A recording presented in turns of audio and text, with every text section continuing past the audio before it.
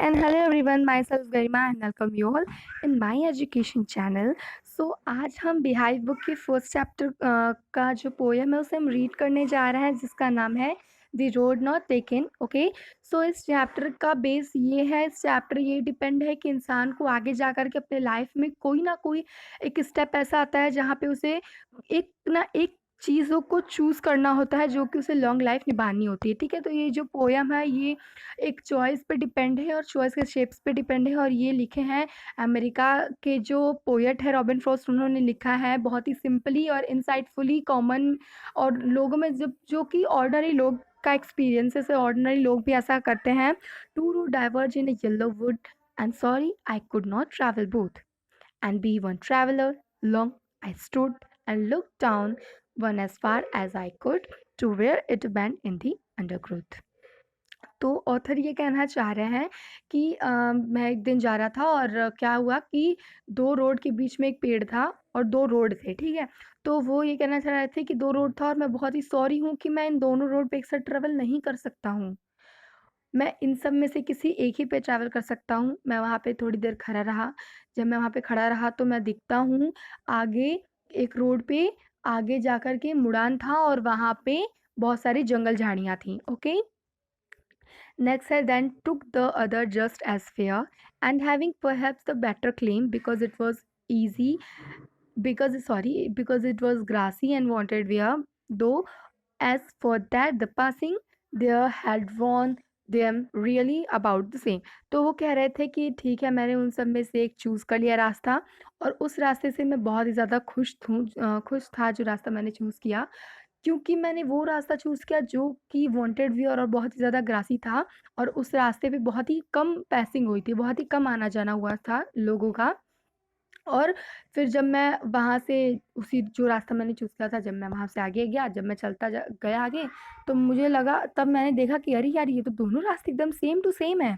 And the both moving equally lay in leaves, no step had trodden black.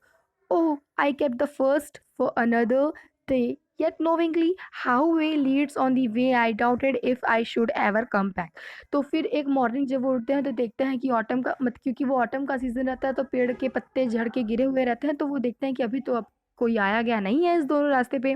फिर वो कहते हैं कि फिर वो I kept the first another day, yet knowingly how many leads one on the way I doubted if should I ever come back। तो कहते हैं कि फिर वो जो रास्ता उन्होंने चूज़ किया था वो रास्ते पे चले जाते हैं और फिर वो कहते हैं कि हो सके तो मैं कभी इस रास्ते पे भी ट्रैवल करूँगा जिस रास्ते पे मैं नहीं गया।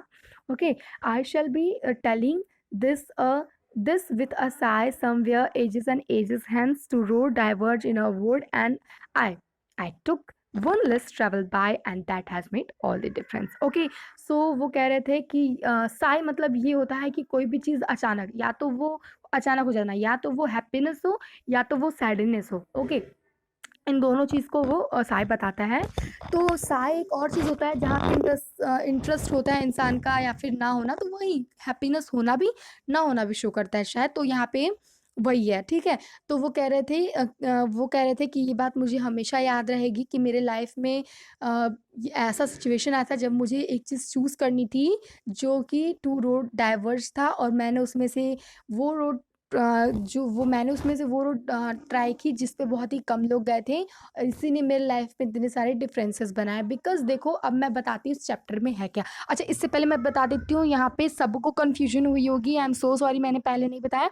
यहाँ पे लिखा हुआ है सेकेंड पैरा में, because it was grassy and wanted wear, though as for यहाँ से लेकर के अबाउट द सेम तक में जो लिखा हुआ है, यहाँ पे ये कहने की कोशिश कर रहे हैं wanted grassy wear, grassy and wanted wear वो इसलिए कह रहे थे क्योंकि देखो, जिस रोड पे हमेशा लोग आते जाते रहते हैं उस रोड पे बहुत ज़्यादा धूल मिट्टी होता है, लेकिन जिस रोड पे नहीं आते जाते उस रोड पे क्या होता है, ग्रासेस रहते हैं।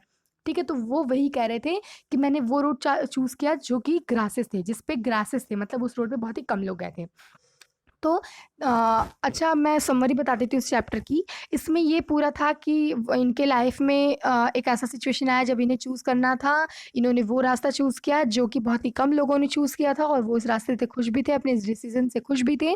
और वो ये कह रहे थे कि मैं कभी भी बात नहीं भूलूँगा कि मेरी लाइफ में ऐसी सिचुएशन आई थी जब मुझे चूज़िंग करने का ऑप्शन मिला था, और मैं इसी ने मेरी लाइफ में इतनी सारी डिफरेंस की। और ये चैप्टर राइट किया गया है रॉबर्ट फ्रॉस्ट के द्वारा, जो कि अमेरिकन पोएट हैं। सो अगर आप लोगों को मेरी वीडियो अच्छी लगी हो तो प्लीज़ सब्सक्राइब कर दीजिए, और अगर आप लोगों को इस चैप्टर से रिलेटेड क्वेश्चन आंसर्स की एक्सप्लेनेशन चाहिए तो मेरी कमेंट सेक्शन में जा कर के आप लोग वहाँ पे कमेंट कर दीजिए कि मुझे इस चैप्टर से, या फिर आप लोगों को किसी भी बुक की किसी भी चैप्टर की अगर आप लोगों को क्वेश्चन आंसर की एक्सप्लेनेशन चाहिए तो आप मेरे कमेंट सेक्शन में जा कर के मुझे बता सकते हैं।